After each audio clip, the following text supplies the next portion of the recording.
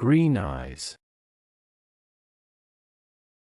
The girl with green eyes. Greg is a porter at the Shepton Hotel in New York. After work, he always goes for a coffee across the street. A girl is sitting in the coffee shop near the window. It's her again, thinks Greg. She's here every afternoon. I'm going to say hello. Greg goes into the coffee shop and gets a coffee. Then he goes across to the girl's table. "Hi," he says. "I'm Greg. Can I sit with you?" "Okay," she says. "I'm Cassie.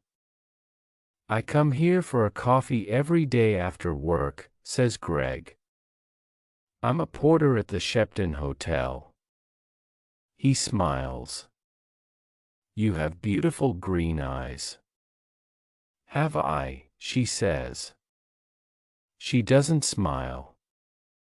"Is something wrong, Cassie?" he asks. "You don't look very happy." "It's nothing," she says. "Tell me," says Greg, "maybe I can help." "Well," she begins. "Go on," says Greg. "My stepfather is staying at the Shepton Hotel," she says. "He has my sketchbooks. I'm an artist. When I ask him to give them to me, he says, no. I want you to come back home to Boston, but I don't want to go back to Boston. He's not nice." "How long is he going to be at the hotel?" asked Greg. 2 more days, says Cassie. He's in room 724. "Maybe I can get the sketchbooks for you," says Greg. "Maybe I can get into his room." "Can you?" she says. "Meet me here tomorrow afternoon at 4:30, says Greg. "Okay, thank you," says Cassie. "Thank you very much." She looks at her watch. "I've got to go now, see you tomorrow." When Cassie gets back to her hotel room, she makes a telephone call. "Hello," she says. "It's me, it's okay, the boy is going to do it." "Yes, I'm going to get them from him tomorrow afternoon." "Okay, I can meet you there the morning after at 10 a.m. Don't forget to bring the money, $2,000. The next morning, Greg arrives at work early. He goes to find room 724. "I have to wait for Cassie's stepfather to go out," he thinks. "I don't know his name, but it doesn't matter." Greg watches the door of room 724. He sees the girl come to clean the rooms. Some minutes later, a man comes out of room 724. That must be Cassie's stepfather, thinks Greg. He waits for the men to leave and for the cleaning girl to go into room 724. "I need to look in the room," he thinks. Greg waits for the girl to leave the bedroom. Then he goes into the room and begins to look for the sketchbooks. "I must be quick," he thinks. "Where are they?" Suddenly, Greg sees the sketchbooks by the bed. "Got them," he thinks. He begins to look at the pictures. "Wow, Cassie is a great artist, these are good." Greg is leaving the room when he hears the cleaning girl call out to him. "Hey," she says, "what are you doing?" Come back. Greg does not stop. Greg finishes work that afternoon and leaves the hotel through a door in the next street. When he gets near the front of the hotel, he sees the men from room 724. That's him again, thinks Greg. That's Cassie's stepfather. Greg waits for the men to go into the hotel, then he goes to the coffee shop. Cassie is at the same table in the coffee shop. Greg gets a coffee and goes to sit with her. I have them, he says, and he puts the sketchbooks on the table. That's great, says Cassie. How can I thank you, Greg? You can meet me later, he says. After I go home and change out of my porter's uniform. I'm sorry, Greg, says Cassie. I can't tonight, maybe tomorrow night. Okay, says Greg, tomorrow night, we can get something to eat first. Yes, okay, says Cassie. I have to go now, but meet me here tomorrow evening at 6 o'clock. Cassie gets up, ready to leave. Don't forget your key, says Greg. Oh, thanks, says Cassie. She takes it from him quickly. See you tomorrow. Greg is finishing his coffee when he sees his friend, Mike. You're in trouble, Greg, says Mike. Jake Russo's sketchbooks are not in his room. Room 724, and there are CCTV pictures of you coming from that room. Who is Jake Russo? Asked Greg. Suddenly he's not feeling very well. An artist, says Mike. His pictures sell for thousands of dollars, and his sketchbook sells for thousands too. Do you have them?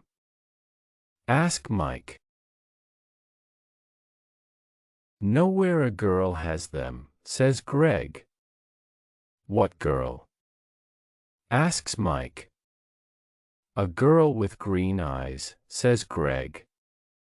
He tells Mike about Cassie and her stepfather. But it's not true, says Mike, when Greg finishes speaking. Jake Russo doesn't have a wife or a stepdaughter. You have to find that girl and get the sketchbooks, Greg. And you have to do it before the police find you. Greg walks home to his one-room apartment. How am I going to find her? He thinks. She has Jake Russo's sketchbooks now, so she's not going to meet me again. Is she going to sell them for a lot of money? There is a police car in the street next to Greg's apartment. Oh no, he thinks. They're waiting for me. I can't get into my apartment now. That night, Greg sleeps on a train in the subway. But early the next morning. Hey you, says a man. He's the subway cleaner. Get up. You can't sleep here all day. Sorry, says Greg. People are arriving to get their trains now. One of them stops and looks at a photograph in his newspaper, and then at Greg. It's him, thinks the man. It's the young man in the newspaper photograph. The police are looking for him. Suddenly Greg sees the man looking at him, and he sees his picture on the front of the man's newspaper.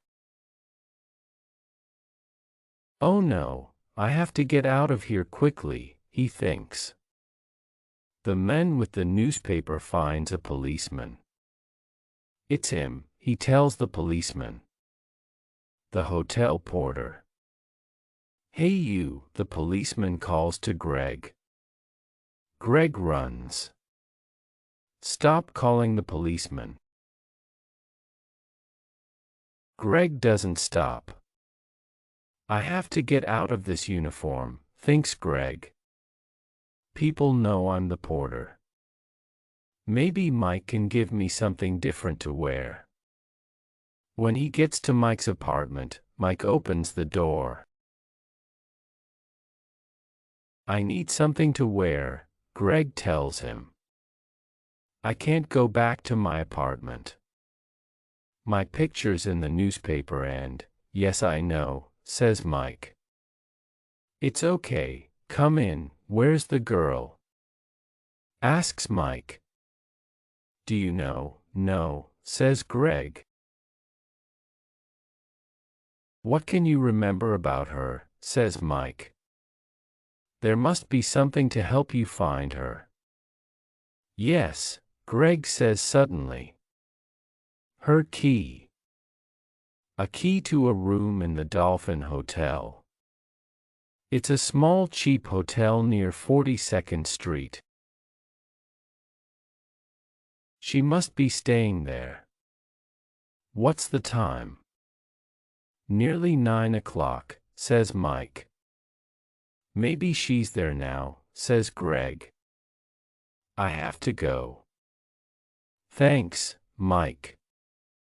20 minutes later, Greg is near the Dolphin Hotel.